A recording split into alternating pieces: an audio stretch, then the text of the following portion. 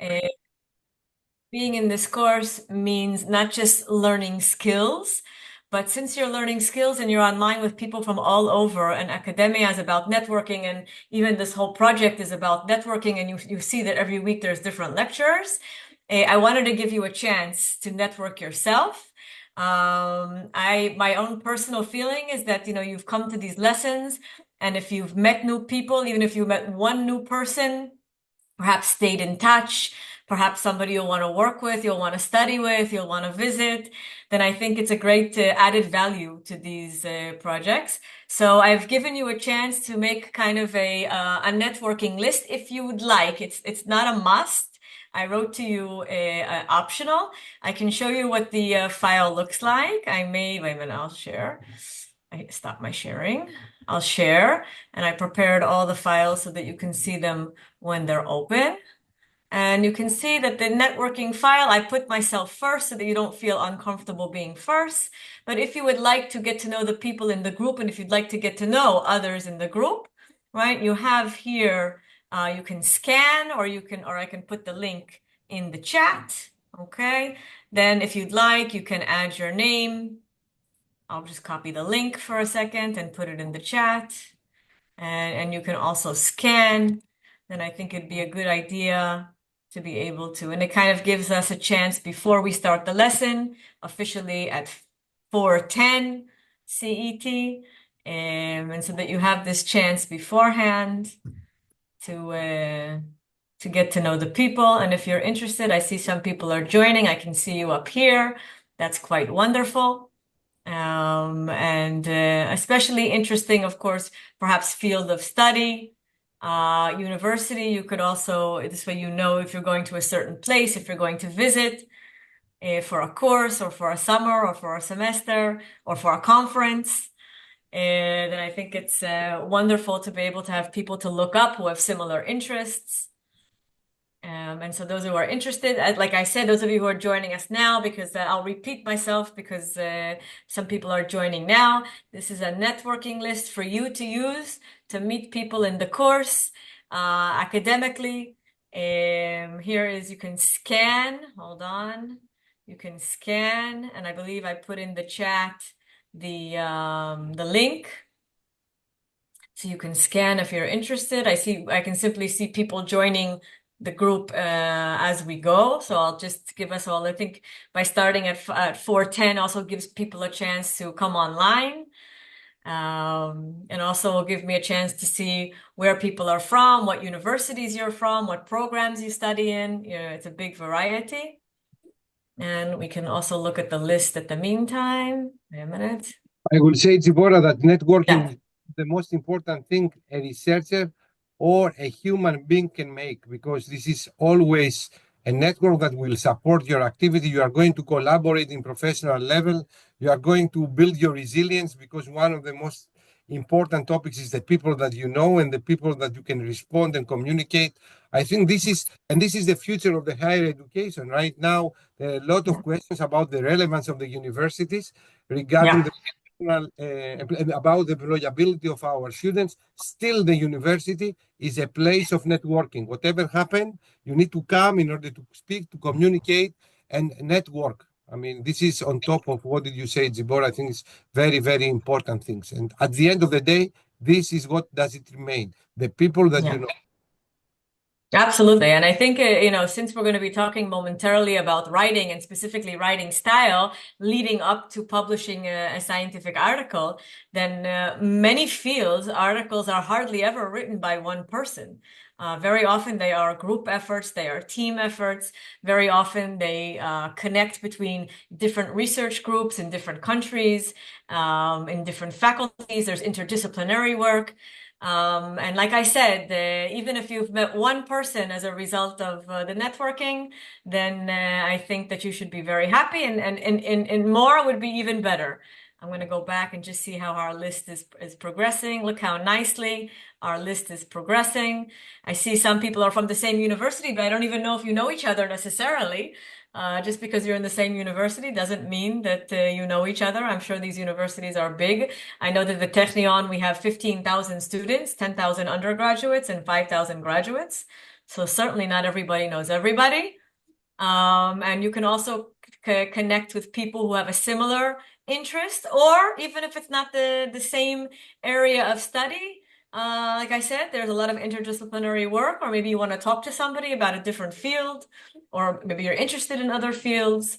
And so you can see we have people from chemistry, we have people from nanoengineering, antennas, electrical engineering, robotics, okay, electrical engineering, aviation, the automotive industry. Wow, we have quite a bit, quite a variety. Okay, I'll give you 30 more seconds, maybe 60 more seconds at most, and then we have to get started. We have lots to do today in the almost 2 hours that we have together. Okay, people are joining us. If you've joined us now, okay, we're only now getting started. Don't worry, we spent the first 5 minutes in networking. So if you'd like to join, afterwards, after the lesson, I will upload the slides to the Moodle. So even if you didn't get a chance and you want to type in later, you want to type in your details later, that's fine. The file will remain open as long as the course is open. So do not worry. Do not worry if you didn't get a chance to do it yet. All of the links will be open there. Okay, I think in terms of time that we can get started. It would be wonderful if you're able to turn on your camera. It'd be wonderful to see you. Some of the times I might try and stop sharing so that I can see more of you. Also, whenever you want to speak, please feel free to to turn on your audio. We have the chat. I'll try and pay attention to everybody as much as possible. Okay, so we're going to get started. So today's lesson is how to write a scientific article. It is a collaboration between myself, Dr. Tzipora, and Dr. Tamara. We both have very long and complicated last names, so I'll save it for you. I'm from the Technion, and Dr. Tamara is from the University of Zagreb, and this is a collaboration. We are both, just to briefly introduce us so that you can see what our background is. My background is in academic writing. Head of the Writing Center. I have a language and communication group. So if anybody's interested in research, you can contact me. And also, Dr. Tamara is also not only in academic writing, but in business and economics, accounting and finance. And she also does research in the field of academic writing and computational linguistics. And we'd be happy to hear from you. We have our emails here, and you can contact us after the course. We'll be spending the next 2 lessons with you. We've designed the lessons together. I'll be leading this week, and Dr. Tamara will be leading next week. Okay, so just let me know if everything is okay and you can see everything, and if there's a problem, please just interrupt me. Yeah. Boy, can you get me a cup of Joe? I'm literally freezing my nuts off here. Just a moment. Yeah, I'm muting everybody. Unmute yourself if you have a comment about the course. We have a 2-hour lesson. I will be giving you 1 break. We'll see at what time the break will come. We're going to be talking a lot about writing style today. And we have a couple of tasks, some interesting lessons at the end. And those of you who would like to get credit will be getting homework. So let's start with the question, what makes a good paper? So a good paper, I think it's important to start with the idea that you have the content and you have the text. And what I tell my students always is that the content is really your job with your supervisor, the PI, the principal investigator, the professor, right? He or she, they will sit with you. And there you will learn the content. You might have courses, you'll have to read books. But when you come to courses like ours, when it comes to academic writing, we deal with text quality. Now, I can tell you that the academic writing course in my university lasts for a semester. And I always say I could use a whole year. So today we're going to give you a taste of academic writing and publishing and just a taste. So what are we going to be looking at? Organization and layout, and language and style. We've chosen 2 main topics for these lessons. This week we're going to be talking about language and style, and how to be formal, how to be precise, and how to be objective. Basically, we've picked these, and you can see here, we've picked these because it allows you to be interactive. Keep in mind that if you're here, you're going to be working in the next 2 hours. I worked very hard. We worked very hard to plan for you, and you're going to be very active.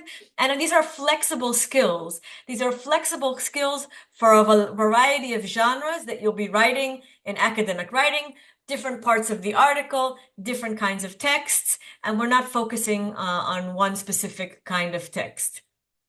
I will say it would be a good idea in future lessons to really go through the main format of the typical experimental article, but then we would need at least 4 lessons, and that's just for the basic layout. So we'll see. We'll see how the next 2 lessons go. Perhaps we will join you in the spring and add a couple of additional lessons. So today, as I said before, we're going to be concentrating on style, writing style.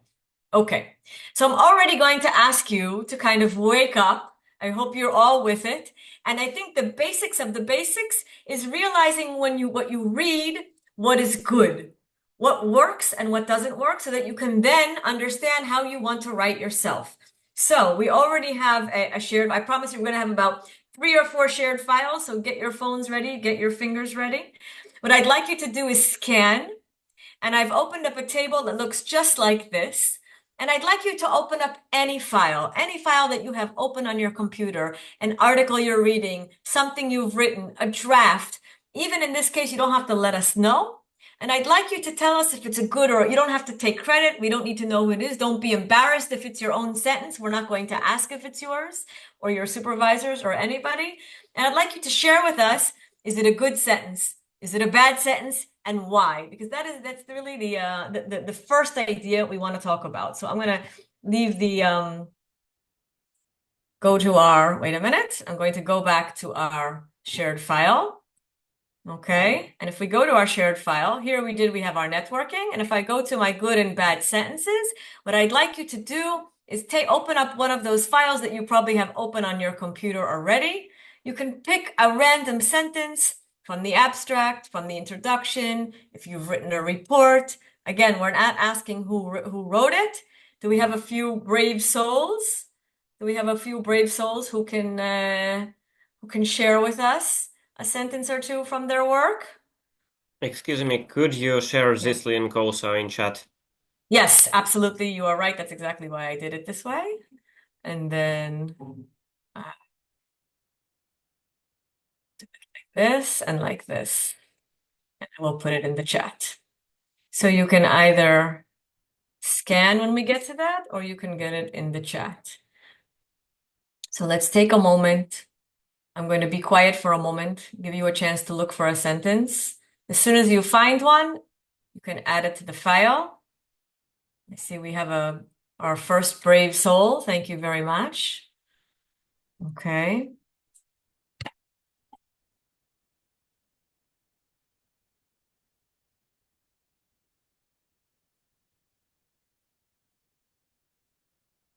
You can copy paste.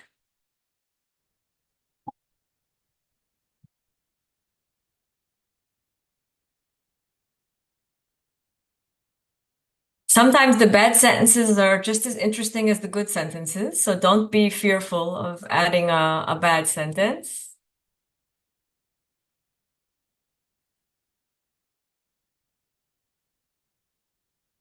Okay. We have a good example.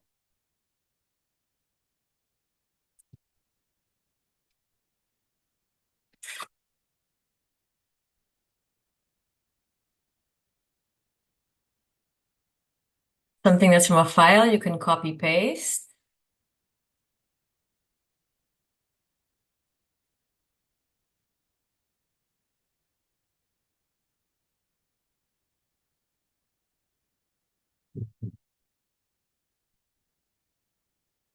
Okay, so I see some people are joining us now.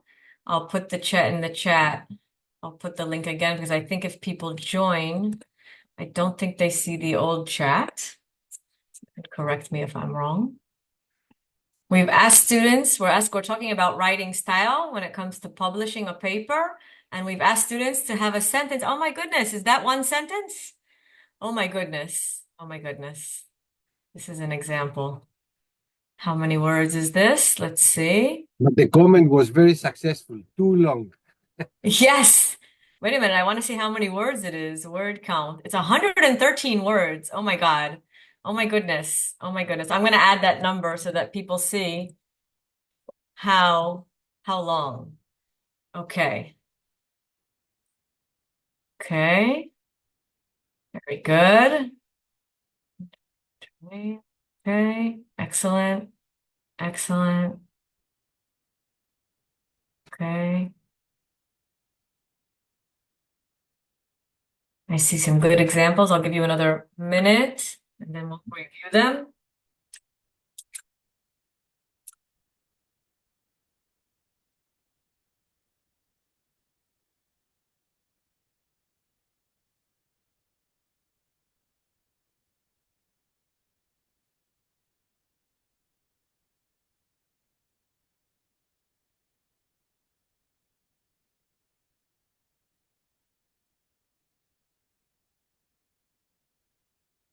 Okay, we have several good sentences, not as many bad. If we find sentences that aren't good, it's also interesting. Both are interesting.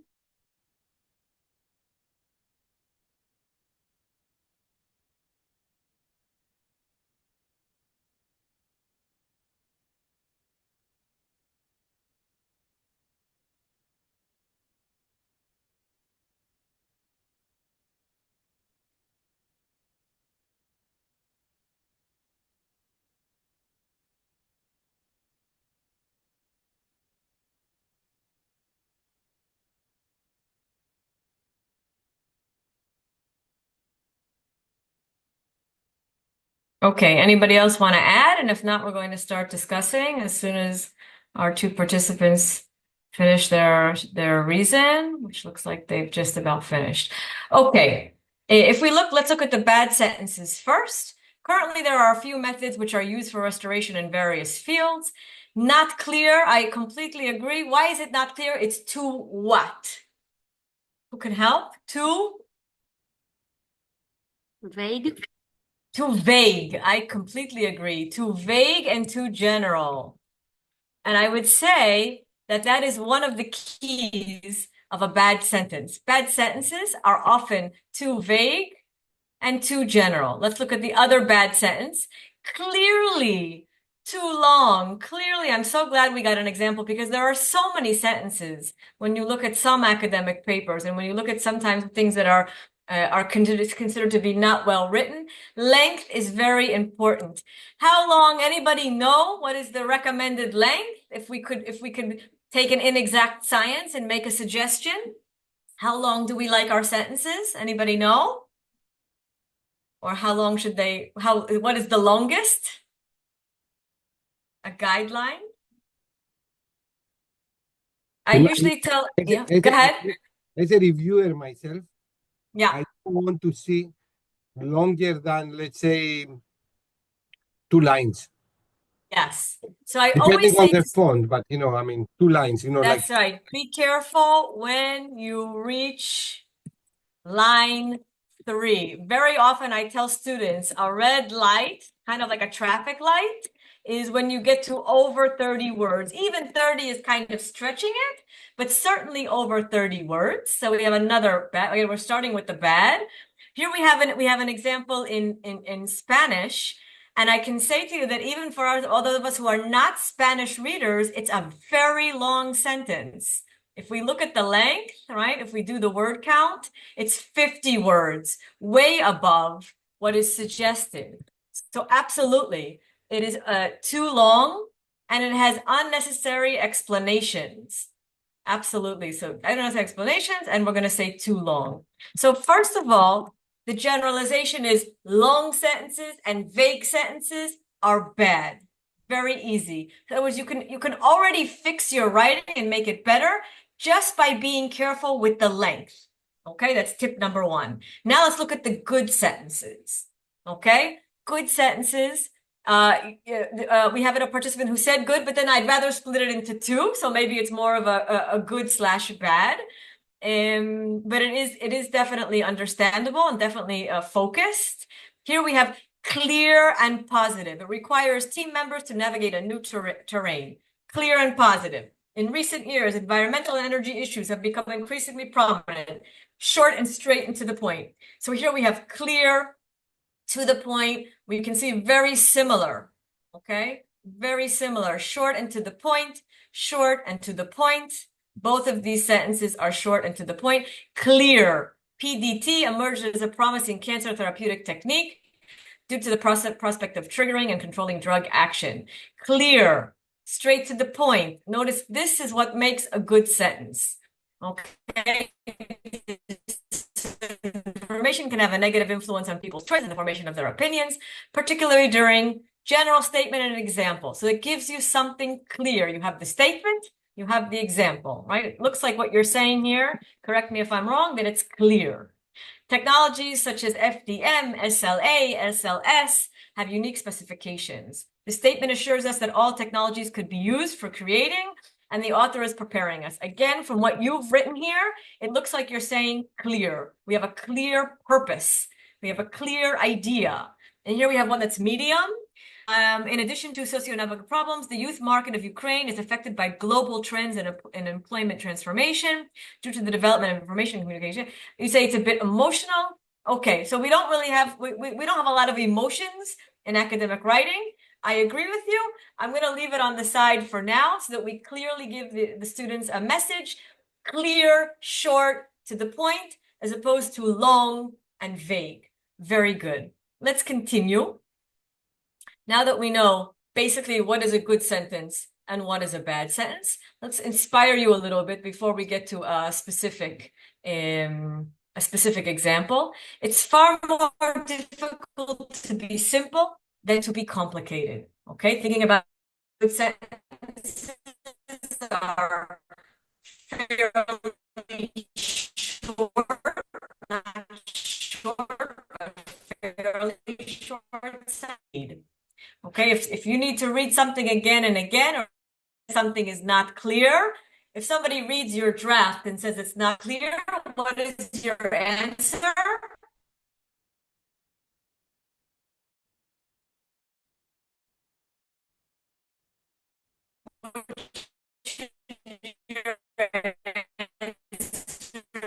This is not clear. There are people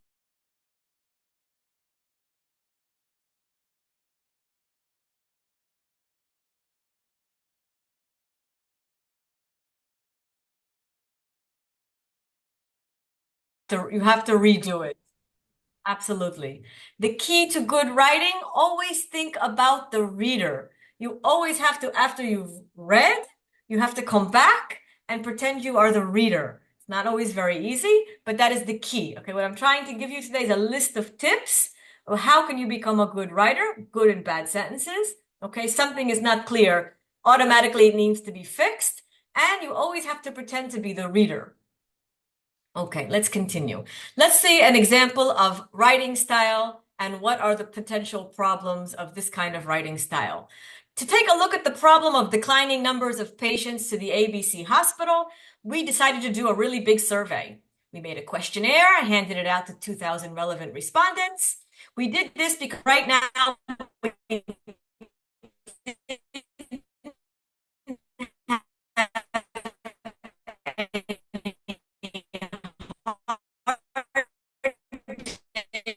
on why patient numbers are declining. There's not much information available on either what might bring them 13%. Okay, this is English.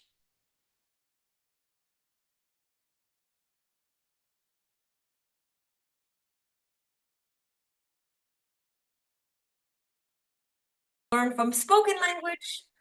We learn from speaking, we learn from video games, from movies, from TV, from TikTok, from all kinds of things. And then when we start to write, all of a sudden something like this turns up. So one of the main things that can help you learn academic writing style is how to take the written language, the spoken language, and translate it into formal written language. So let's try that, okay? Let's try that. So here, let me show you an example. We'll look at the example together, and then we'll do it again. We'll do an example where you will have to find the problems. Okay, so just hold on. So here we can see the kind of phrases that are really come from spoken language. Take a look at. Really big. Right now we don't have any hard data. What might bring them back? It was really bad. We were talking about why numbers are going down. So these are words. This is an informal style, and we're going to deal with this. We're going to actually analyze the informal style. You're going to practice it, and you're going to see also, you see there's issues of vocabulary, and we'll get to vocabulary. We'll do everything one by one. Okay? So I want to look at this example, and from this example, I'd like you to help me analyze what kind of phrases you need to look for. Okay, so let's look at the left side for a second. Here is a wordy, not concise version. As far as I'm concerned, because of the fact that a situation of discrimination continues to exist in the field of medicine, women have not yet achieved equality with men. Here's a concise version. Because of continuing discrimination in medicine, women have not yet achieved equality with men. Now, again, I'll repeat, both sentences are correct language. The concise version is half of the length. Now, you could say it's half of the length. That's why I like it. I want to know a better reason. Which one do you prefer and why? If you prefer the concise version, which you probably do, why?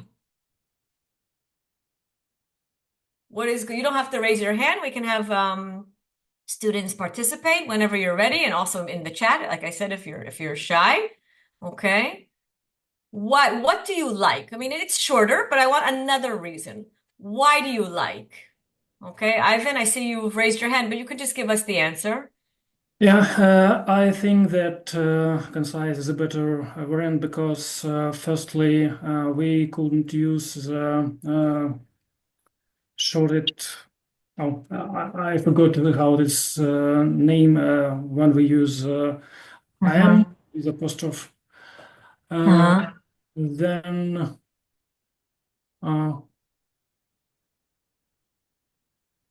Okay. Okay. it's all for this time. Okay. Okay. And I see Halima in the chat has said the long version is more personalized. So yes. So the long version is longer. You are right. It's more personalized. And there's one more thing I'm looking for. One more thing. Yeah, go ahead. I need to say that if the letters the one moment, please. The concise version is better because it gave the reader a chance not to fall asleep if the essay is long enough. That's right. Absolutely. So the information is more like packaged in a small parts that you're easier to understand and easier to get an opinion from this short version that than when you're reading like great amount of text, which is also personalized. Absolutely. So definitely, it is more direct, it's clearer, and I remind you from our slide before of the good sentences. So the concise version is not just shorter, it's less personalized, it's more direct, it's more focused. And I see George has also added an answer in the chat. First singular or plural is frowned upon. Let me just agree with you about the singular, right? We really don't see I in scientific or engineering papers. We do see we as kind of a little bit of a more of a touchy subject. I'm going to leave it for later on. But yes, I agree with you that we don't see I, we don't see you, all kinds of pronouns like that. Okay, now what you need to do in real life is take a sentence like the wordy sentence on the left, because most of us, and I include myself, most of us, when we write things, we naturally have a bit of our spoken language creeps in there. It just happens. We write, and now we have to go and we have to clean it up. How do you clean it up? What do you do? I want to try and give you a couple of strategies things to look for. I'm going to give you 5 things to look for. Okay. And like I said, if you don't have to memorize them, you'll have the list on Moodle after class. So first of all, look for wordy connectors and phrases, long phrases that you really don't need. So for example, as far as I'm concerned, notice if we go back, it completely disappeared because of the fact that, here, I'll move my cursor, because of the fact that just became because of. So we have already 6, 7, 8. We have so many words that have disappeared and we haven't really done much. We haven't had to do much of an effort. Empty words, words which are kind of understood from the context. So for example, the field of medicine became medicine. A situation of discrimination became discrimination. So the kind of words that you can delete, but they just describe something that doesn't need describing. Okay, so anything that is a long connector or phrase that's kind of grammatical, you want to be careful because of the fact that, due to the fact that, it is interesting to note that all of these long phrases, at the present time, all these long phrases, you want to either cut them down or get rid of them. Empty words, the same thing. The third category is verbs. I always tell my students, a majority of them, if not almost all of them, are not native English speakers. And I always say to them, in English, the center of the sentence is the verb. Every language has the beauty of its language. Every language is important. The rules that I give here are good rules for academic writing in general. However, there are some rules that are specific to English. So this rule might not be relevant for your language. I'm sure the previous ones, yes, long connectors that you don't need. But in English, the center of the sentence is the verb. And research has shown us that when people read, we test them when they read, they automatically look for the subject verb. Who is doing what? They don't know they're looking for it, right? But research has shown that. And so when we're writing in English, we have to think about the verb. So if we can see in the original, we have lots of verbs, but they're very unspecific. Concerned, continues, exists, and then achieved. But in the final version, and I'm going to go back to show you, we only have the specific verb left. So you can see, right, in the original, as far as I'm concerned, the situation continues to exist and women have not yet achieved. And in the final version, we only have one verb, have not achieved. And so that's very important to pick the specific verbs and realize that very often that is a place to start. I can tell you that a couple of years ago, I had a student who was doing a research paper and she wrote an abstract.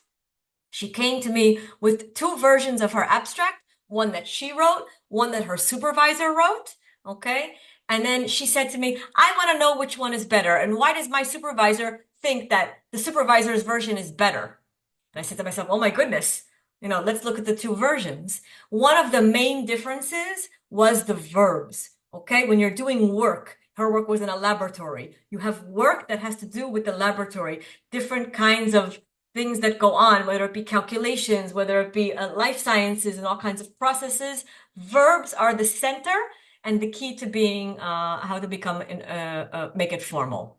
2 more categories. I like to call them the grammar categories. In English, we have lots of grammar that creeps in there and takes a lot of space up. Again, you can compare and contrast to your own first language. The use of prepositions. Prepositions are words like of, on, in, to. And if you look at the original text, you can see there are 6. Of, to, in. I can go back to show you very quickly. It's very easy, right? We have lots of ofs and tos and ins and ofs and with. We don't like that in English. It's very informal. It's spoken language. So once you see a sentence that has lots of prepositions, it's that red light. It's the same thing as the red light when you've hit the 30 words or the 3rd line.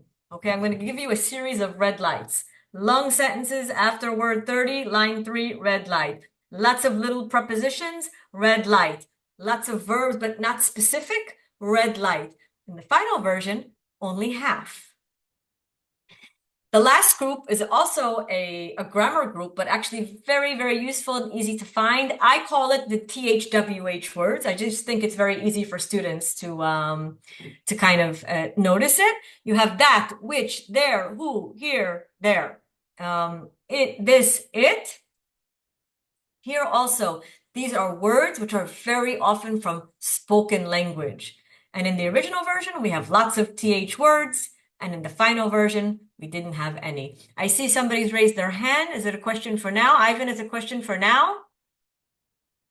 Or is the hand? I have a question for now. Yeah. Maybe I'm a little hurrying things up, and you have this information later in your presentation. But I have a question. We are now talking about shortening our essays and other texts, cutting, which cutting unneeded words, so it will be more concise. But what if our task is not only to bring some science information or our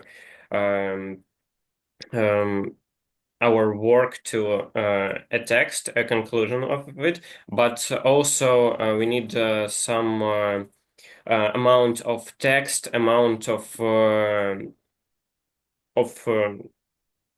amount of text that we are need to write to it, so it will be one of the main criteria of Okay. some kind Let of me work. try and answer. I don't want to interrupt, but I do want to make sure because we have such a limited time. So I will try and answer. So you're saying, for example, if you have to write a 500-word abstract and you've only written 300 words, then you don't want to cut down. Is that the idea? Yes, Okay. it is. Okay. Let me answer that.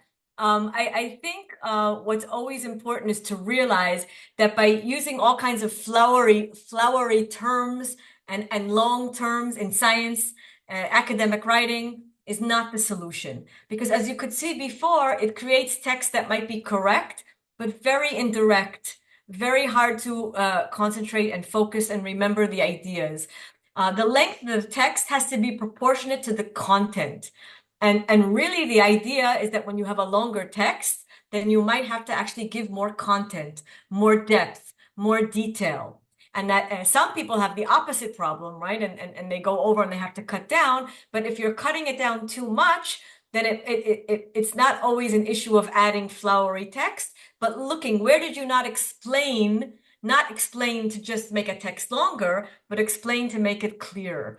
And one of the ways you can do that, if you're not sure if that's the issue, is to ask somebody to read your work. And then when people will say, what does this mean? What is this for? And in general, I think another tip, if I'm trying to give you a list of tips today, is that you would think writing is an individual process. The person sits by themselves, but really it's not. Anything that gets published and shared is always there's always someone else there. It could be a co-author, a co-researcher. It could just be an editor. It could just be somebody who's helping on the end of checking your text. It could be a teacher, a lecturer, a supervisor. But really, writing, while it seems like an individual effort, is not really just an individual effort. Okay, is there somebody else, women, who has raised their hand? Yeah. I have also a question. You mentioned unspecific verbs. Could you please say a few words about phrasal verbs?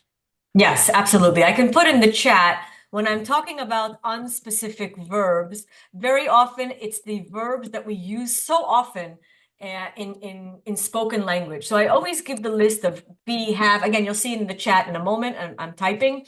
Be, have, take, make, do, bring, get, okay? Sometimes even I would say use, although use is a good one, but it's overused. No joke intended. These are unspecific verbs. They come from we can use them for everything. We take off, we take up, okay? We bring up, we are, we do. Oh, do I also put, right? All of those things are what we prefer is specific verbs. Verbs that come from what you are doing.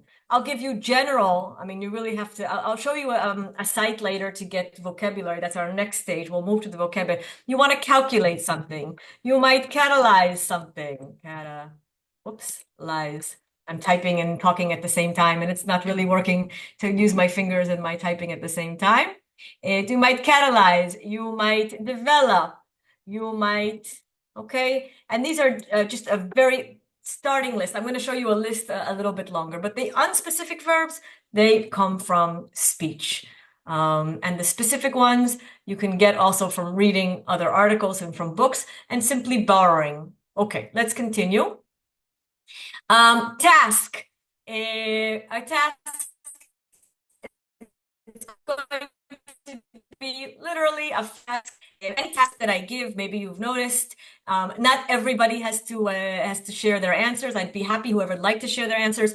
Also, don't be excited if there's 6 sentences or 7 sentences and you only did 3 or 4. That's also fine. It's not a race. I prefer you to do 3 sentences correctly than to feel like you have to race. Everybody works at a different pace. We're in class, so we kind of have to move quickly, but there is no race. What I'm going to put in the chat is a file that you can work on individually, and then those who'd like to share their answers are going to have a chance to share their answers. So this file that you'll download is a worksheet in Word, and it's open. That's why my computer won't let me open up a file that's already open, so I have to close it. This is because of the cloud.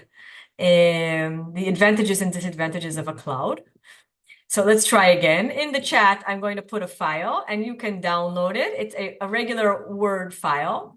And what it does is it includes, you can download it if you'd like to do. I recommend that you do. You cannot learn how to write just by listening. I always say to students, it's kind of like sports. Some of you might love basketball. You might love soccer. Okay, you might love swimming. But you can watch hours and hours and you won't be a soccer player. It's the same thing with writing. You have to practice. So what I'd like you to do is to open up, and I can even show you what it looks like in the file when you open up, and I can open up mine now that I hope I can do that. Maybe not. Hold on. 1 second. My computer has to let me get out of here. And if you open up the file in the meantime, you have exercise 1, and exercise 1 gives you that same paragraph, and it gives you verbs to replace the wordy, the unspecific verbs. So I'd like you to correct it in your file, okay? Correct it in your file. And then we can get some people to share, okay? And in a moment, I will give you a place to share. In a moment, I'll give you a place to share. So I'm gonna be quiet for a moment. You're going to be everybody okay with the file? You're going to replace the verbs, only do exercise 1, and then we're going to share.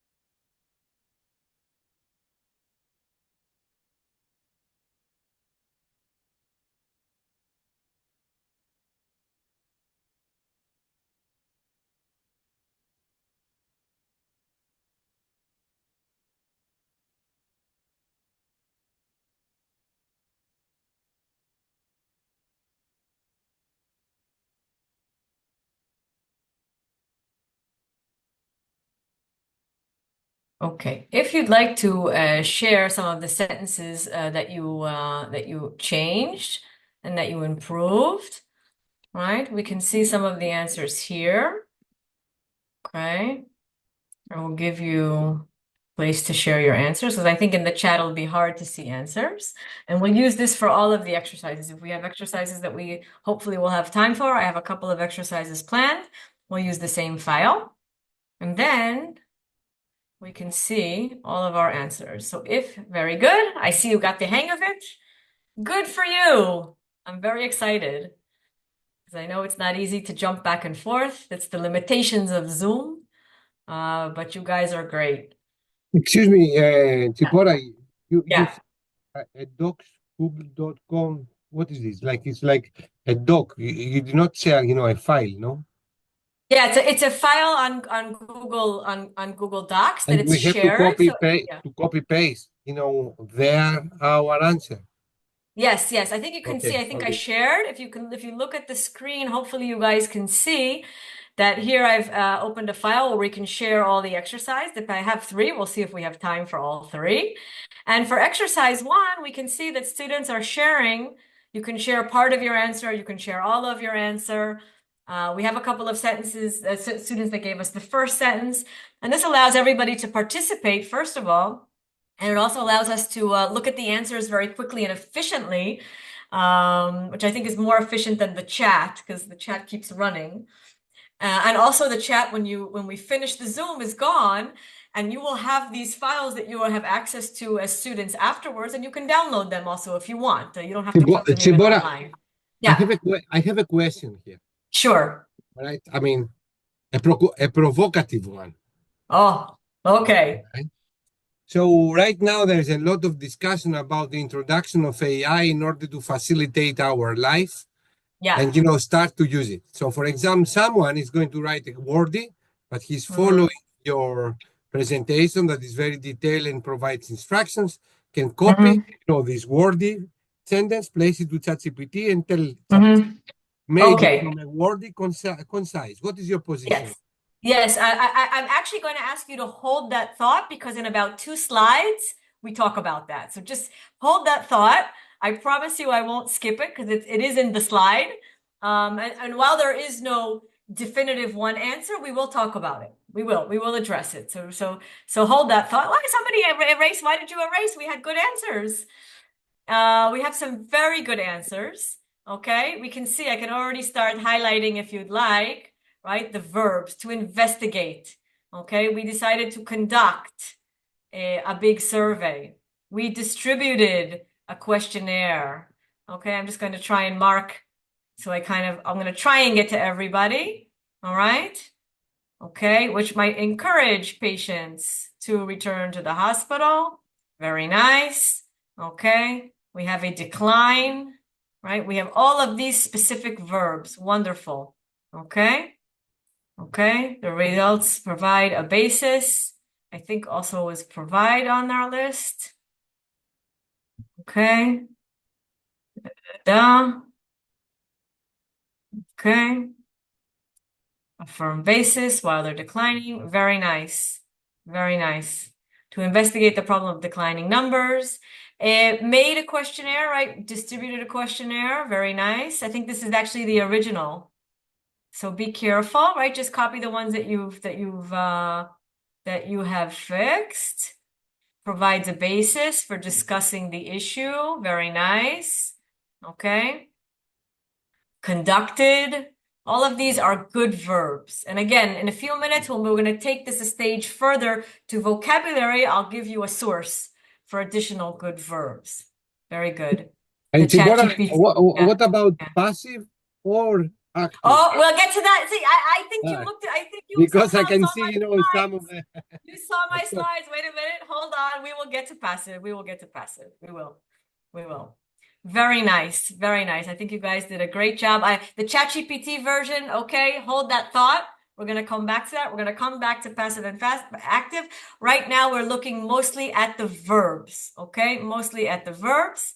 Okay, excellent, excellent, excellent. Very good. Okay, let's continue. And you can see, right, here's a highlighted version of pretty much the same thing that most of you did, or very, very similar. You used investigate, you used conduct, you used discuss, you used decline. Very nice. You used encourage. Okay, you guys did a good job. Let's continue. Now, here, I want you to look at another sample. Very similar in the informal style that we're starting to learn is informal and good for speaking, right? It's not that it's bad, it's good for speaking. A lot of people think the weather is getting worse. They say that this has been going on for a long time. I think they're quite right. Research has shown that we now get storms, etc., all the time. And here's a rewritten version by a human. It is widely believed that the climate is deteriorating.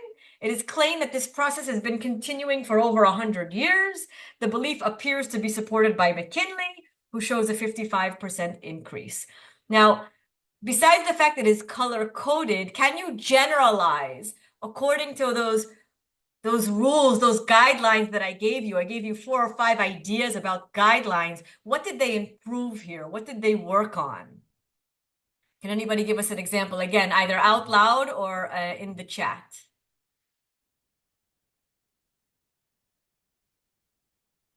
Okay. Can I participate, or I just have to shut up? I don't know. You I'm want going to shut up. I'm going to shut up. Okay. Okay, so students, look here. What have they changed? Think about the categories that we talked about. We talked about long connecting phrases. We talked about verbs. We talked about all kinds of grammar words. We talked about empty words. What kind of an example do you see here? What have they fixed? So I believe they had a lot of simple phrases in the first one, in the informal, like going on, getting worse, quite right. We now get. So we changed all of them into more like specific. Climate is deteriorating, so it's getting worse fast. It's more scientific, I guess. Yeah. So it's more like an article and less like just a sentence. Absolutely. So they took these long. Sorry, go ahead. Yeah. Yeah, and the text became longer. I don't know if it's better or worse. I believe it's better.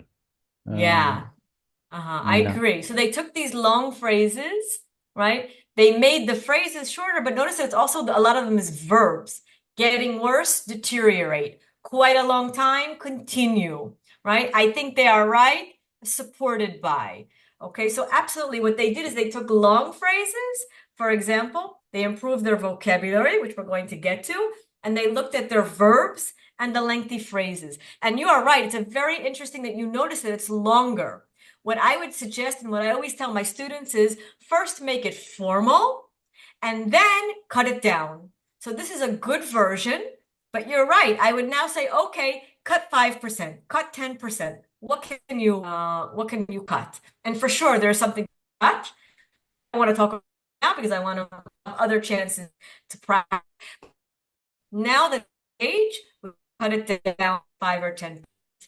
Okay. If I may intervene, Zipporah here, the reason why the text is longer now is more precise.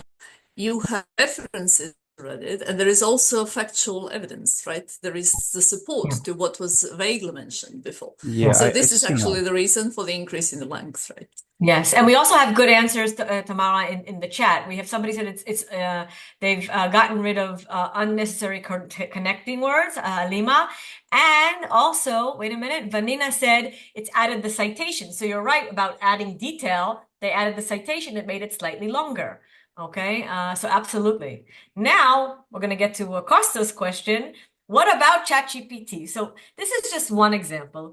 Of course, it would take many, many examples to make a generalization about ChatGPT. But here is the informal example that we had before about the weather. And here we asked ChatGPT to make it into something academic. Now look what happened. Even before you read it, what do you notice? It's very big. Yeah, I mean, it's double the length. I mean, even if you're adding detail, I'm not sure that you would want something to double its length. Now let's look at it specifically. Many individuals posit the notion that climatic conditions are deteriorating, asserting that this phenomenon has persisted for over an extended temporal span. It is my contention that this perspective is well-founded. Empirical investigations have substantiated the assertion that extreme weather events, including but not limited to storms, have become increasingly recurrent in temporary times. What is the strength and what is the weakness? Pick one, okay? You can answer, but don't answer about both. We'll give more than one person a chance to answer. Can you give me a strength and or a weakness of the ChatGPT version? I guess very good vocabulary. Somebody said vocabulary. Who said it? I said very good vocabulary. Yeah. What is it? Good vocabulary?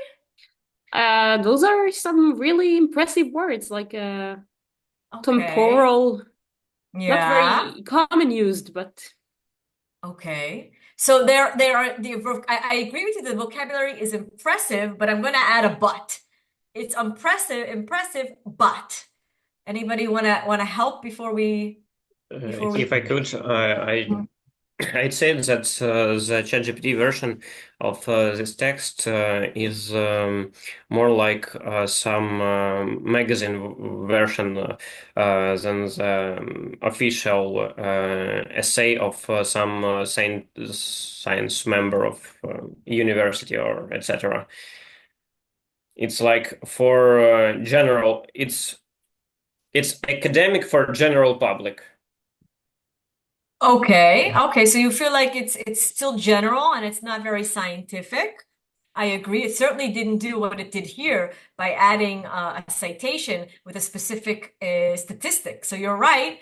It's very general. So we have the disadvantage that it's made it academic but general. We have the advantage of vocabulary. I started to say but keep in mind that part of the text people will write, hopefully. And then part of the text ChatGPT will write. And so the question is, ChatGPT's style is very high, relatively high vocabulary in every sentence. So it makes it a little bit less readable. Maybe it'll make it less consistent with your style if you're writing together with ChatGPT. There'll be a big difference between the style. And I think in the end, how direct and easy is it to understand? What did you prefer? Did you prefer the academic human or did you prefer this? And there's, I'm not going to tell you what I think, but what do you think? Which is the better text? So the human one was obviously better. Why? Why? It's easily readable because That's right. ChatGPT. That's right.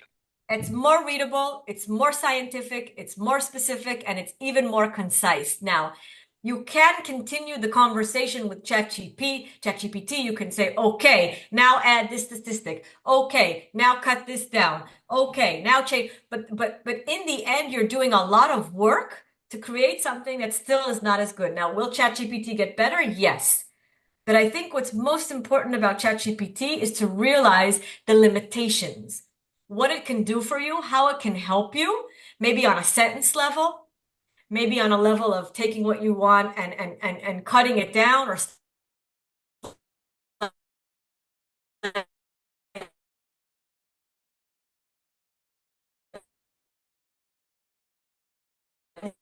correcting it grammatically.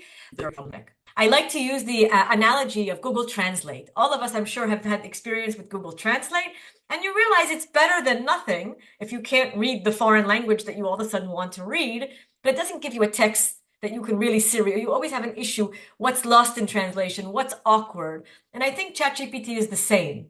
It does great work. It's available. It's pretty much free, I think, right? Most of the versions are free, but it requires a lot of work to be done. This is not a final version. Okay. In terms of, I always, I have to ask only because sometimes I feel like the Energizer. I don't know if you know that we used to call the Energizer bunny. There's those batteries. I don't know, that was a long time ago. So I keep going and going. How are we in terms of our focus? Are we okay? Can we keep going? Do people need like a 5-minute break for bathroom? Do we want to maybe raise hands? However, there is a question, I think, from Mark. Yes, a question, and then I'll ask you to decide. It's not easy to understand the chapter. I completely agree, Halima. I completely agree. No, it wasn't a question. It was I think, a comment. Yeah. I see. Vanina wrote, makes it personal. Yeah, absolutely, absolutely. Right before we continue to our next subject, we're going to go into what you could see already. We're getting into the issue of vocabulary. Do we need a 5-minute break? We can have a 5-minute break, but I can see Yeah. Tur has raised his hand. Yes. Max, you've raised your hand? Max, have you raised your hand? You're muted, I don't know. Max. He's muted. Max, you're muted. If you want to say something before. Sorry. Yeah. Did you hear me now? Yes, now I can hear you. Okay. Yeah.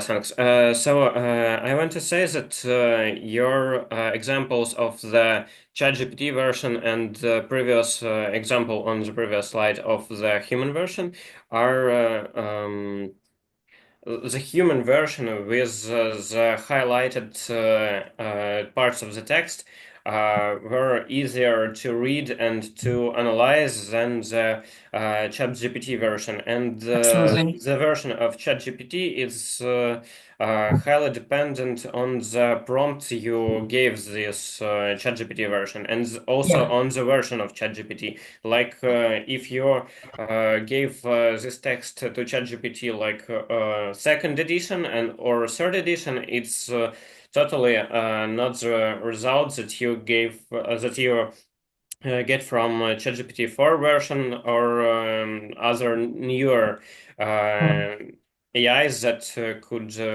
give you some results that could be even better than the human version. Okay. Just I like no, I text agree. results. I agree. I think the point is made that there are strengths and weaknesses, and it might take several rounds, but it still takes several rounds and more input and moving it around. And the question is, if at the end, if you end up with the exactness and the detail that humans give, not yet. Will it happen in the future? I'm not sure. That's not something I can predict. Let's take a quick 5-minute break if you just need to stretch your legs and go to the bathroom. I want to start on time. We're going to move into vocabulary. We're going to move into active and passive. And so 5 minutes and we'll be back. Okay? Thank you. In 5 minutes, I will stop the 5 minutes. recording for 5 minutes and then we will continue. Yes. Sure. Ayala. Yala. Okay, I hope everybody's back. So let's continue with the next part. The next thing I want to talk about when it comes to writing style, academic style, and publishing an article. Obviously, I think if you can see, we were leading up to the issue of vocabulary, right? Not being wordy, using good verbs, using precise language requires a vocabulary. And I'd like you to show you a couple of things to help you with your vocabulary. So let's start, okay? Let's start. So, why is vocabulary important? All right. Hopefully, we've started to answer that question very briefly. What is the importance of vocabulary? What is it important for? Where are my philosophical people in the group? For high accuracy? Yes, absolutely. For high literacy, to be a good reader, to be a good writer. Absolutely. And in scientific and engineering, which many of you come from science and engineering, why is vocabulary important? More accurate. Accurate, absolutely. I always joke with students, I know you don't care about grammar. I don't want you to care about grammar. I want you to care about, right, your work and how to communicate your work. It's the same thing. You don't really care about vocabulary as a number, but you care about being accurate. You want to be precise. And one of the ways to be precise is to expand your vocabulary. We never have enough vocabulary. We always need more vocabulary to learn, to create things, describe our ideas in depth, create new ideas. And the best way to do it is to use a dictionary and a thesaurus in the language that you are writing, right? In our case, we're using the example of English, but whatever language you write in, you want to use that dictionary and that thesaurus. Just to make sure, do we know what a thesaurus is? Does everybody know? Does somebody know? What is a thesaurus? Do we have somebody who wants to answer? I see the chat. Hold on. Yet? So I did a quick Google and it says Yes, it's for synonyms and antonyms. absolutely. Okay. So a dictionary, let's take a step back. A dictionary is to get what? Right? Even in an English dictionary, again, any language, we're taking English as the example. In an English dictionary, you use it to get what? Two things. The The explanation of terms, The explanation and how you write it. how you write it. And how you write it also includes examples. Okay, that's the dictionary. I'm gonna show you in a moment exactly what it's good for beyond what you think it's good for. And on the other hand, you cannot write without a thesaurus. If we're talking about tips that I want you to come away with today, right? We gave you a couple of tips. This is my next tip. No writing without a thesaurus. In a moment, I'm going to show you a thesaurus. If you peek at my toolbar, you'll see that my thesaurus is on my toolbar because a thesaurus, and I can put it in the chat, just as we said, I like to call it a dictionary of synonyms. What are synonyms? Similar words. Now, they're similar words, but there's always a slight difference, and we want to be accurate. Okay? So if we want to expand our vocabulary, we need to look at examples in the English Dictionary. We need to look at the examples in the thesaurus, and I'm going to give you a couple of other tools. But first, I want to show you the dictionary and the thesaurus and the advantages. So hold on. Let me get out of, why is it not letting me get out of my, here we go. And I want to show you that if we go to dictionary, there are lots of English dictionaries. The convenience of this one is simply that it's a dictionary and a thesaurus. And I purposely picked the word bus. Bus is one of my favorite examples because if I were to ask you 50 people, do you know the meaning, all of the meanings of the word bus? Most of you would say what? Yes, right? You know the word bus. However, I would say to you, how many different meanings? Yeah. How many different meanings for the word bus do you know? Most people know one meaning, right? Bus. Which bus do you know? Obviously. Which bus? What is it? The transport one. The transport, the vehicle. And then some people from certain fields like computer science, maybe sometimes electrical engineering, there's another bus they know. What is it? You can see it here. In electricity, a bus bar is a heavy conductor. In computer science, it's a circuit that connects the CPU. But there's also a verb to bus. It's very, very strange. In English, we have a verb to bus. We don't have a verb for car, or not for train, not for plane, but we have a verb for bus, to travel by bus. So why do I use that example? Because a simple word like bus can also have technical meanings and can also have everyday meanings, which are very useful, which you might not know. Don't be ashamed. Don't be afraid to look up words in the dictionary and understand how they are used technically, okay, and in everyday language.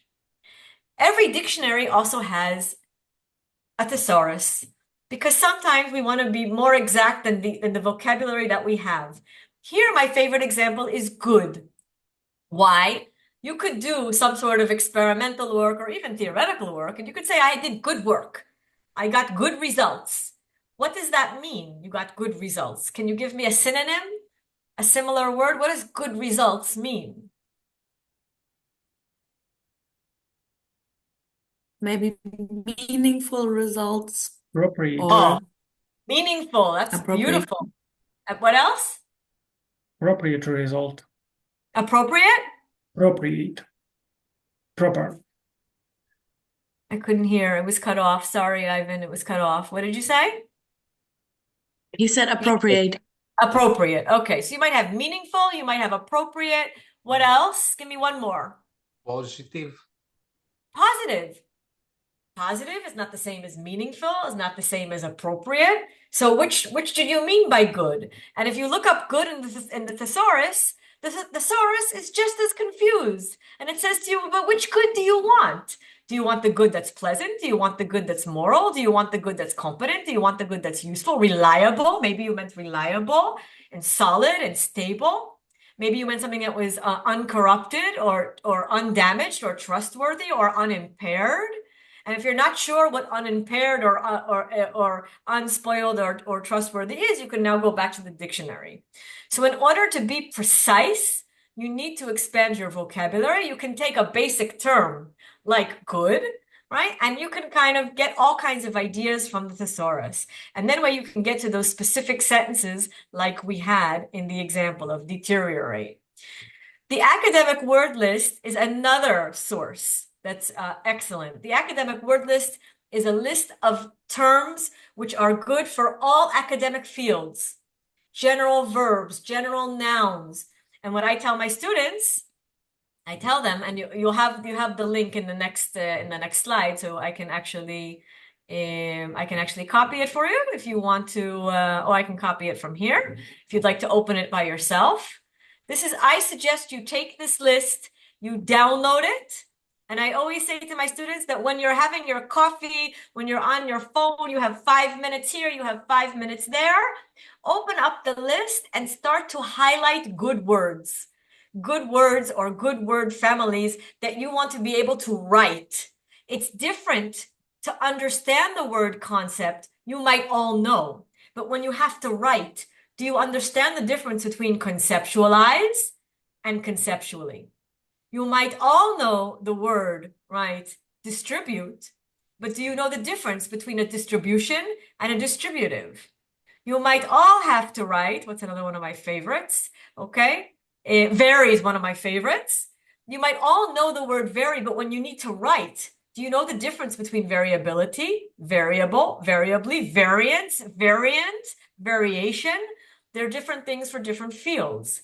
And so you want to be able to take this and now go to the English dictionary and say, okay, what is a variant and how is it different than variable? And so you might go here and type in variant. And then what becomes useful is not only the explanation, but the examples. A variant reading, a different version. Variant shades of color, a different version. A varying, a different kind. Okay? Very good. And okay, let's go back to here. We talked about these four. How do you decide what level of vocabulary to use? We talked about the example briefly about ChatGPT giving us really advanced vocabulary, but we have to match the vocabulary to what? How do we know? Do I want high level, medium level, academic level, super technical jargon? How do I know which level of vocabulary to use? Compared to It's other on examples. auditory. Say it again. It depends on auditory. On the okay. Ivan, somebody else was going to say something. Who was the other person? Justice? Was it you? Okay. It depends. I see Justice wrote in the chat to the audience. It depends on the audience. Are you writing for a lecturer, for a course? Are you writing to be published in an academic journal? Are you writing a thesis? Are you writing, okay, for other students in a seminar? Okay, always think about, I always say to students, there is no such thing as the right vocabulary or good vocabulary. It's the right vocabulary for your audience. Even today, I want to tell you, I've been teaching for many, many years. And I've taught this in courses for many, many years. And yet I spent something like 12 hours reorganizing the material for you because you are a different audience.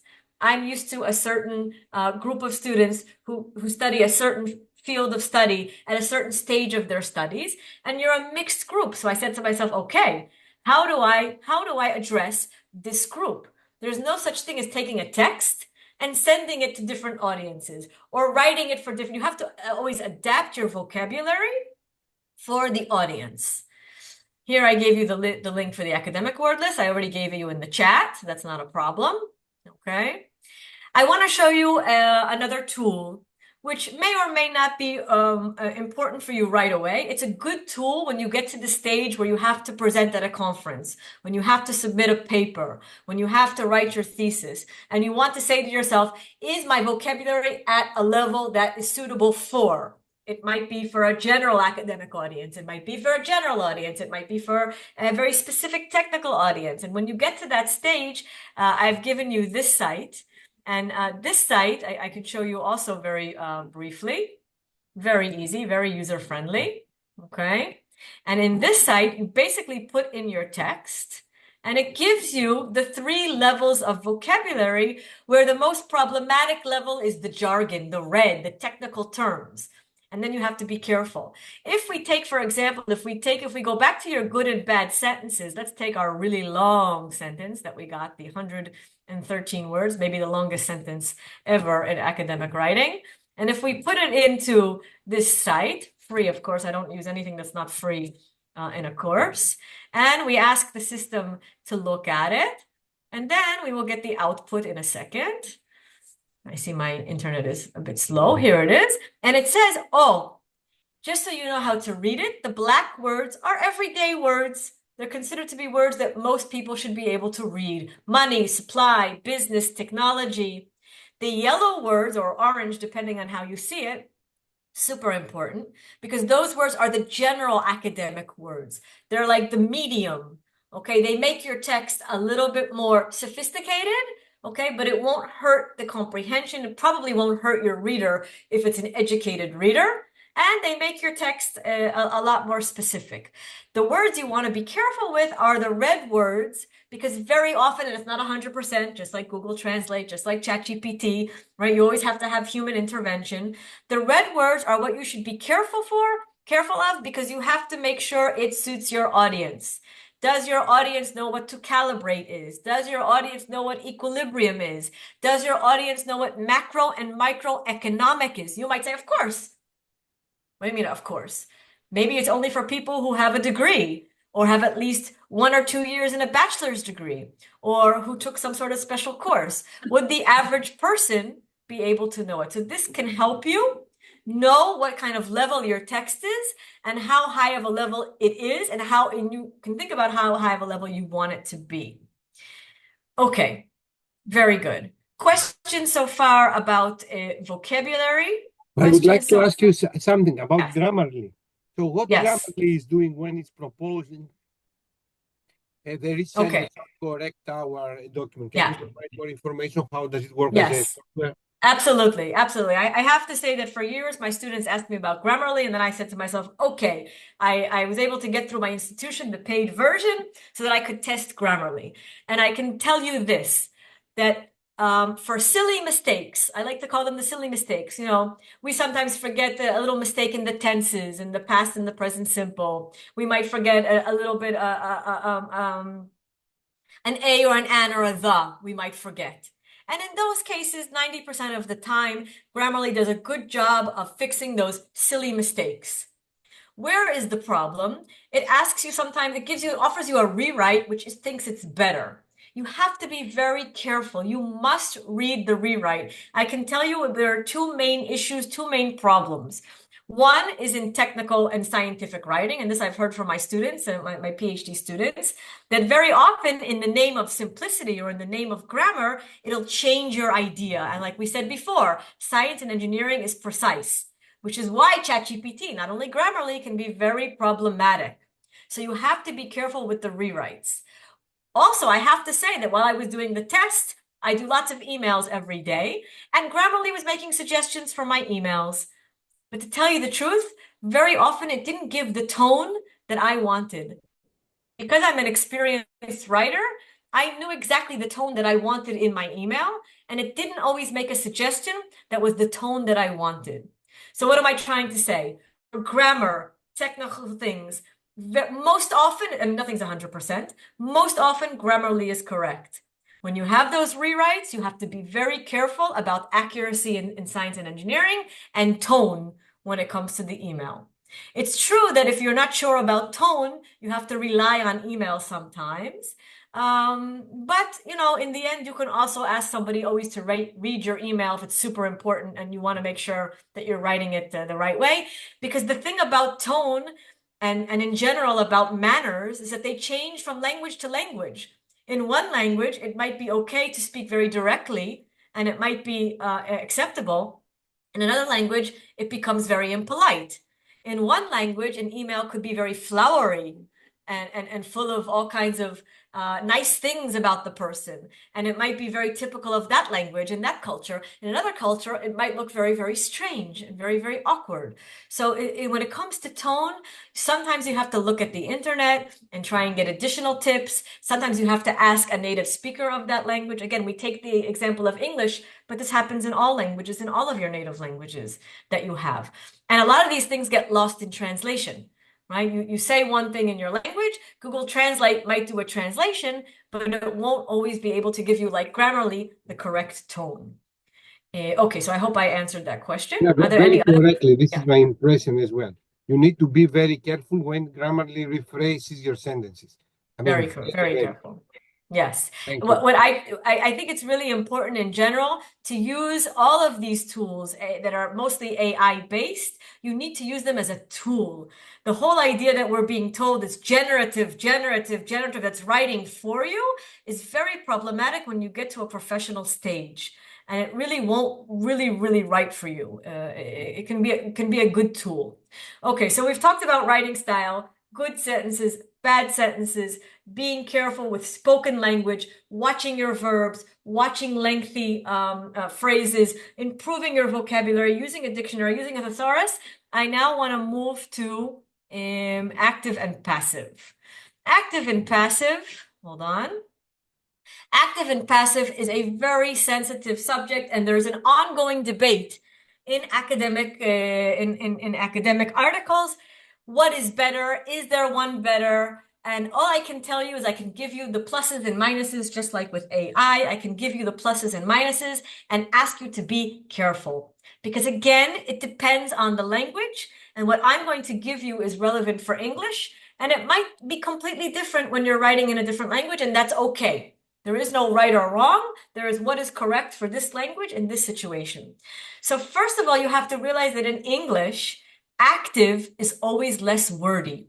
Why? If I say, I write papers, I wrote a book, and now I want to do it in the passive, how do I make a sentence like that passive?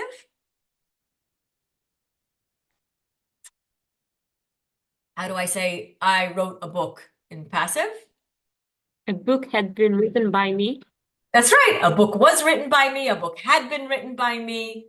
So what happened to my sentence? It became bigger, more bloated. Longer. That's right. So you have to realize the inherent problem with passive in English is that it's always longer. So if I take the example of 50 sentences, I have 50 sentences that are all passive. I have 50 extra words that are only grammar. And so it is problematic. And so I would say to you, the rule is very similar to what we talked about when we talked about long sentences. You can have long sentences, but to a point, right? You hit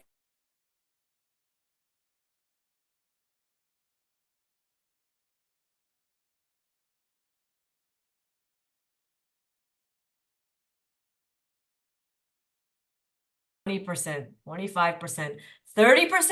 Wow, it's a red light. You have to be careful. And in a few minutes, I'll give you a chance to practice, but just hold on a second. Not only that, the passive can sometimes be vague. And you remember at the beginning of today's lesson, we talked about that we don't really like vague. One of my favorite examples is we say in very often in academic papers, it was found. And I joke, what? Who found it? A leprechaun came in the middle of the night. My cat came in the middle of the night and picked it up. What is it was found? Who found it? And so sometimes we have to be careful. We want to be objective, but objective doesn't mean that it was randomly found and picked up off the floor. We still have to be specific.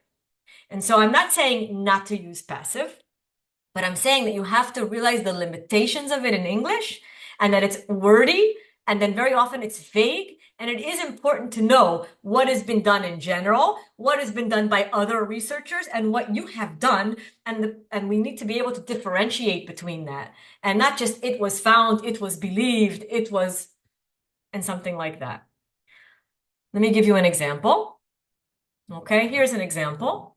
And avoid and better is just from an original text that somebody else gave me. It's a bit strong to say avoid. Use it less. Use it less. Okay. As shown in figure 2, antisense treatment blocked all expression of the target gene. Better, antisense treatment blocked all expressions of the target gene, figure 2. As is shown in. Here, the passive, as we just said, what does it do to the sentence? It made it? Bloated. Yeah. Yeah, it made it longer. Now you could argue, okay, I could just say in figure 2. That's right. And then you don't need the whole passive as shown in. Okay? So here's an example where it's long and doesn't really serve a purpose. Second example. Treatment of cells with inhibitor was observed, passive, to block cell cycle progressions. The sentence is a correct sentence. There's nothing wrong with it. I want you to compare. Treatment of cells with inhibitor blocked cell cycle progression. Now forget about the length. We already talked about the length. Okay, we know it's longer. But what other issue, what else is different here between the two examples? So I guess the first one is kind of vague because the second one is direct. You want That's right. it That's to be right. more direct. That's right. So I'm not saying right or wrong. Okay, please do not say right or wrong. We're just talking about different. And that because you want to be precise, you want to realize that was observed is a little bit less confident and a little bit more vague. And if that's what you mean, that's okay. But if you are confident in your results or you are confident in what you found, then blocked is much more than was observed. So we're talking about length. We're talking about being vague. We're talking about being clear who did what. And therefore, we want to be careful. And like I said, you can have ChatGPT, or I can give you a different site if you want, that will help you. Readability scales I can give you in the chat later if you remind me, not right now. That'll help measure the percentage of passive to give you an idea if you have too much passive. Okay, you just want to make sure that you don't have it you don't overuse it. Very often it's a habit. The habit might come from for all different reasons, but it's a habit you have to be careful of. We all have to be. I include myself as well. Let me show you one more example, and then I have an exercise for you. So here's an example. Two dye jets are placed. This is an example methods. Two dye jets are placed in a laser cavity. A jet is then excited by a laser. I'm going to shorten. Okay. Polarization is confirmed using a polarizing cube. The pulses were split into reference pulses. The reference pulses were carefully aligned. What part of the methods is something that is a general method, an accepted method? Not every paper creates a completely new method. What is going on here? What did we do? Did we create this? Is this a new methodology? Is it an old methodology? What's going on here? So this is the problem when we use passive. Something is going on. We don't know who it belongs to, or if it's new, or if it's innovative, or if it's old. One of the ways to get around that, okay, is to clarify. In this study, the samples were collected using. In our experiments, the samples were. Okay, so if you don't want to say we talked about the issue that sometimes we like we and sometimes we don't like we. We mentioned it very briefly. There are other ways of going around it. Okay, like in, let's say, Smith 2000, two dye jets are placed, blah, blah, blah. You could have the citation, and then you could fit in this study, let's say, the pulses were split. So you have to be careful if it's your work and your research and your project, right? That you make sure that you've divided between what other people have done and what you have done. Okay? Very unclear when it comes to the passive. Now, how do you change the active to the passive to the active? It requires a bit of thought. Now I'd like you to try, okay? I'm going to give you an exercise. Okay. The exercise is in your, if you scroll down, the middle exercise I skipped for now. If we have time, we'll come back. I have to look at the time and see how we are. We'll come back. But let's now move down to exercise 3. Exercise 3 gives you a paragraph with 15 passive verbs, which you have to make active. Now, we don't have to do all 15 sentences. That's okay. What I'd like you to do is to start. And if there's a hard sentence, skip it and go to the easier sentences, because sometimes when you make things active, you kind of have to rewrite the sentence. So even if you just pick 1 or 2 or 3 sentences, okay, then you've done your job. I don't need you to do 15. I'll give you 5 minutes, okay, 4 to 5 minutes. I'll look at the clock. I'll be quiet. Try to do 2 or 3 or 4 sentences. It's not a race. And then I remind you, right, that we have our shared file where we can share our answers. Here we shared the answers to the first exercise, and here we will share the answers to exercise 3. If there are people who joined us, I will now put everything in the chat. So this is where we're going to be sharing our answers. I'll put it in the chat. If people who joined us late or somehow got disconnected and came back. That's for sharing answers. And the actual worksheet, which I will also resend you. My computer won't let me.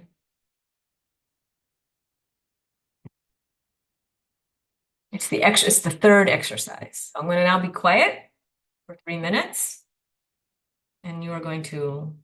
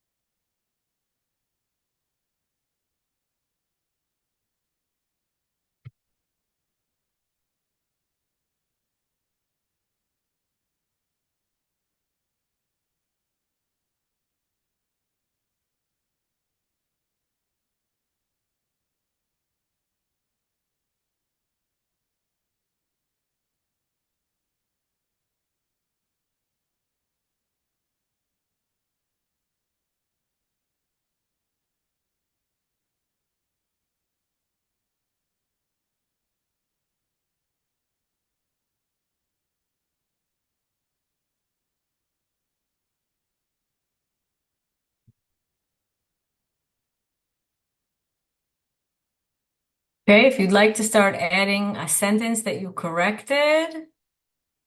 Okay, this is from the previous exercise. I'm just moving it.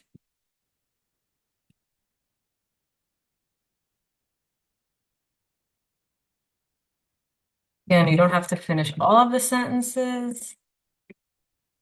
Just add the ones, yeah, I'll get rid of the yellow. Hold on.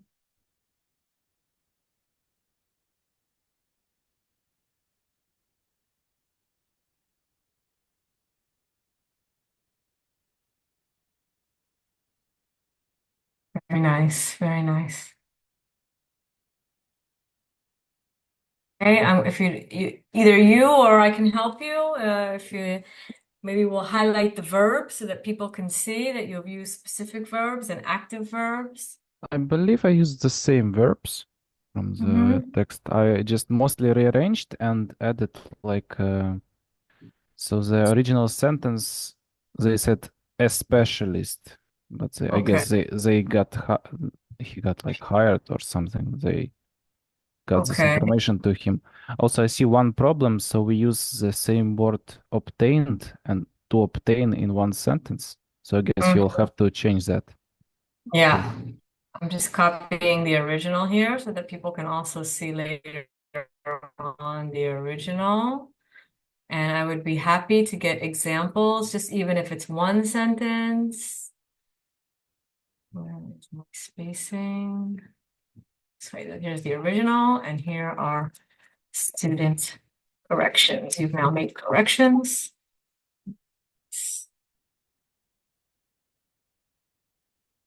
I'll just copy paste. And even if you're shy, right, we don't see who it is. It's completely anonymous. That's the beauty of using the shared files this way. Everybody can participate.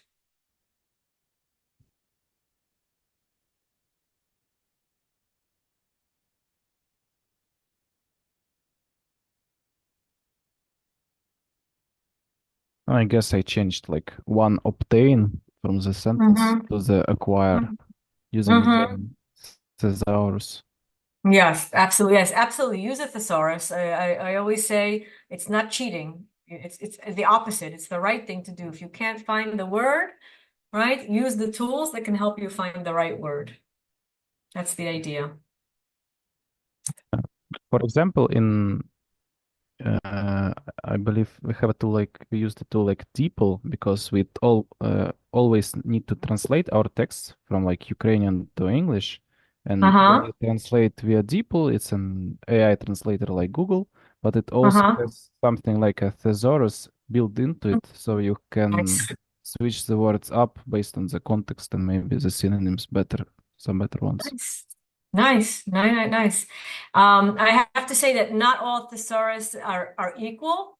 Word has a thesaurus. I don't like the thesaurus in Word. It's very limited, and I never find what I'm looking for. And that's why I gave the suggestion of thesaurus.com. There are other good ones online. I'm not saying that thesaurus.com is the only one. I have no connection to the company. I just happen to like it. But yeah, realize that if you find that you're not finding the right word, then maybe you have to change site. So I'm glad you said that. This way people can realize that not all of them are the same. Absolutely. Okay. This was performed. This is still in the passive. Still in the passive, although excluding is active. The study reviewed all patient records in the database and selected. I'm helping you with the verbs. We can see the beautiful active verbs. Very nice. The study analyzed. Very nice. Do we have anybody else who wants to add another sentence or two? Please do now. And then we can move on to the last part.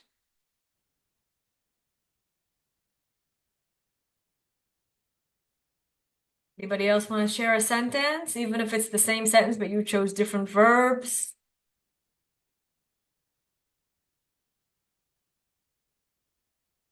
You can use we, by the way. I just want to show you not to be afraid of we, okay? Because, good, somebody just added we. Because in the end, right, people are doing the work, okay? People are doing the work, and we need to know who is doing the work, if it's previous work done by somebody else, okay? We excluded, very nice, very nice.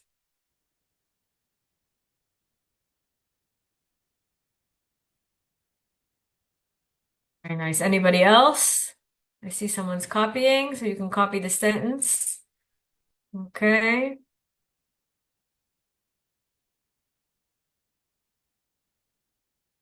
One last minute, and then we'll continue. Anybody else want to share their answers?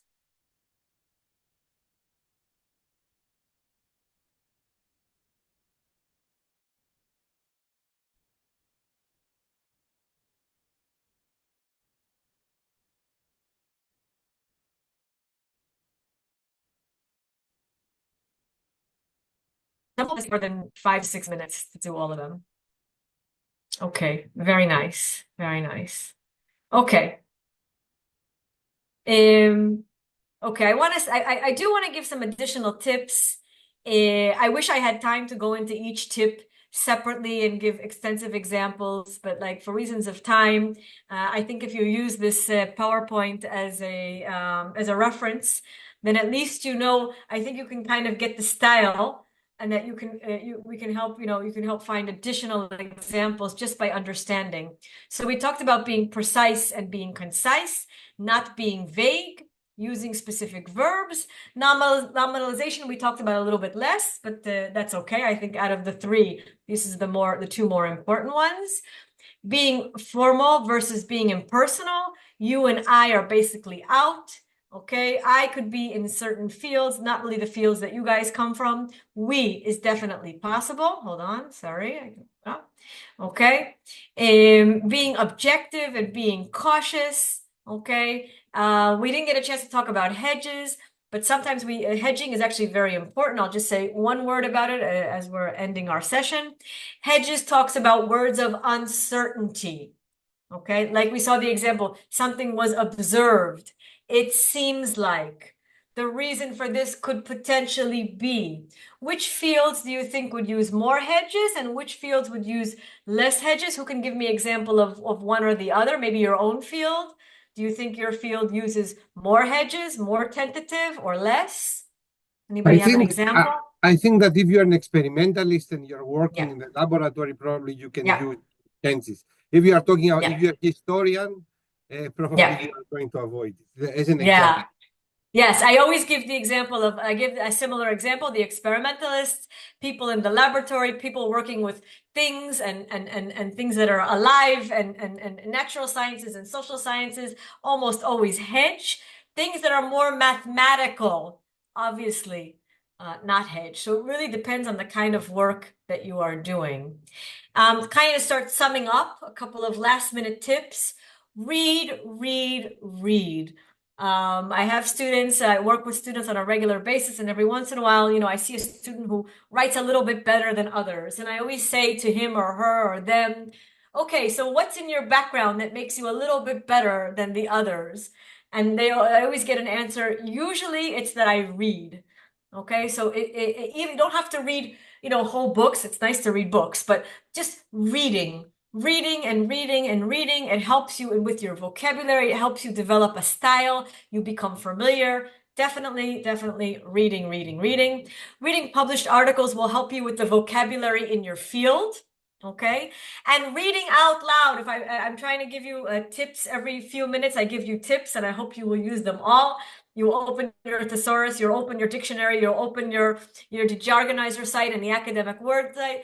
Reading out loud. Whenever I send something out that I hope will be published, I always read it out loud. If I'm too tired to read it out loud, Word. If you type in the toolbox, read aloud, there's a free read aloud function.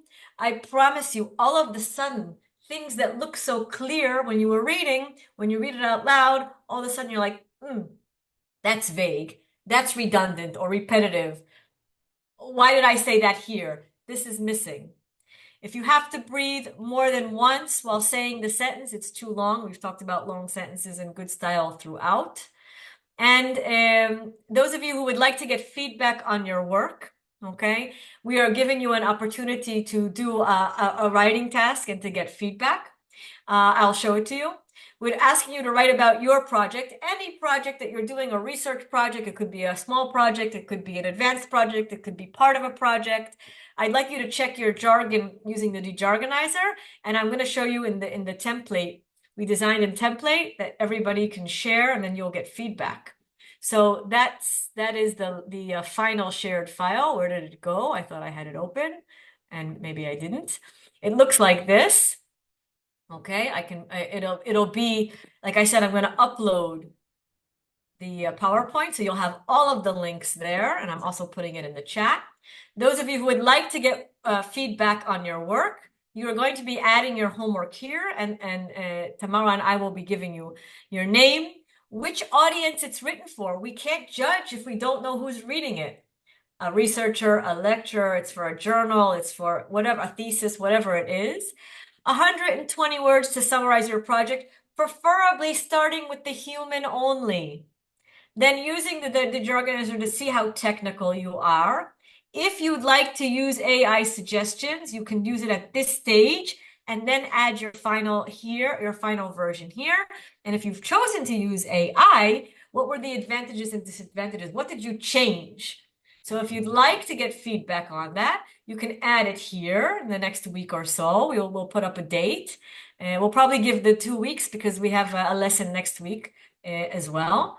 And we will give you feedback on that. I would like to do this is actually the screenshot. I'd like to do one last activity before you leave, and that is for you to think about, hopefully, the lots and lots of tips that we tried to give you today. And I'd like you to create a word cloud. And that word cloud, we will be able to share, and you'll be able to see. I think if I give it to you this way, and this way we'll be able to see think about the word or words. What did you learn today? What you can use more than one word. What did you learn today? What did we make you think about? What are you going to change? Anything and everything that you learned about today. If you could add that to our word cloud, and then I'll show you what the word cloud looks like at the end. So I'll give you a second to do that while I get the word cloud ready.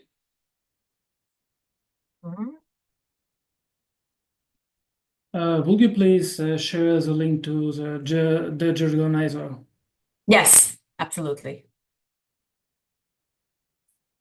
Now, hold on. Like I said, even if you missed it, all of the links are in the PowerPoint, and I will upload everything, so no worries. Okay, just gonna open up our Mentimeter.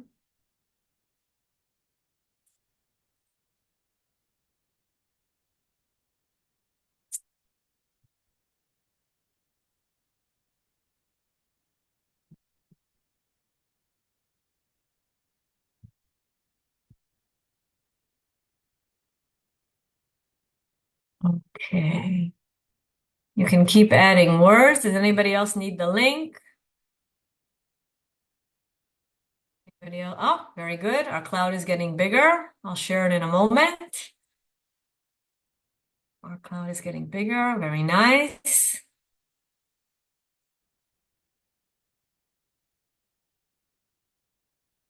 Deborah, is there any, regarding the scientific writing and regarding the research paper, how to write a research paper, there are some, milestone papers, like mainly in advanced materials, that they say to you how to write a paper for people that they just start or they would like to combine what did you say with these kind of references. Do you have any research, any papers to suggest to our students and to us?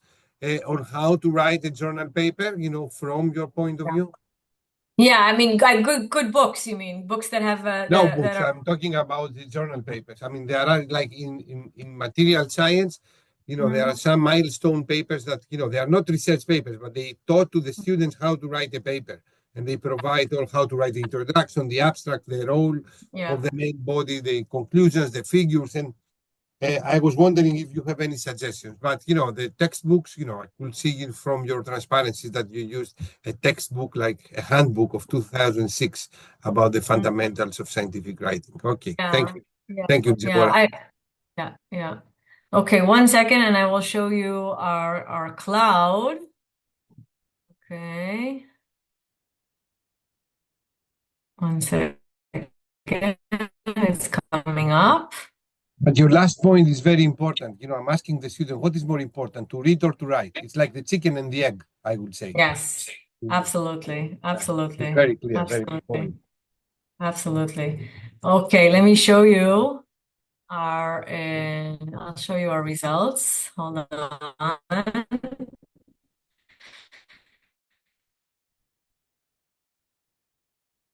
Hold on. Where did you guys go? There you are. Share. Yes. I was not able to download it yet. Hold on.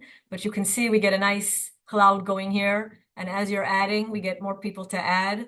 And it's very, very nice. Good and bad sentences, active and passive, what not to do, specific verbs, active voice, thesaurus, the role of the verb we, not too long sentences, we, precision, vocabulary, formality, audience, useful tools, writing styles, AI is bad and good, the role of active voice, TH rules, writing clearer, useful, fun, vocabulary, wonderful. If anybody else wants to add, I think it's great to be able to know exactly what you got out of today's lesson. And I just want to say thank you. Thank you from myself, and thank you from for Dr. Tamara. And we were both an integral part. And she'll be leading next week. And I think I've added here 3 links at the bottom. First of all, the impact courses, right? Costos, that's the most important to start with. But I think you should realize that there are also courses available through Eurotech if your university participates in the Eurotech program. And if you need suggestions about books, you can always email me. This is my lab and my email. I would be happy to help anybody who needs additional information. And are there any questions before we say goodbye temporarily until we see you next week? I will say they should have the questions by the starting of the next session next week. Okay. Also good. You can start with a question. Thank you. Thank you all. Thank you for participating. Thank you for participating, whether you participated in the chat or out loud or in the shared files. I know I made you work hard, and I think that's that you should feel good if you were able to participate in everything. And have a good week. Thank you. Thank you. Thank you. Thank you very much. Thank you very much, all of you. Thank you. And thank you very much for your positive energy. It was something not very often met. All right. Thank you. Have a nice night. I will upload the recording to the Moodle platform as soon as the recording will be on the YouTube. Wonderful. Wonderful. Bye. Thank you, and see you next week. Bye-bye. Thank you so much. Bye. Have a nice evening. Bye. Bye.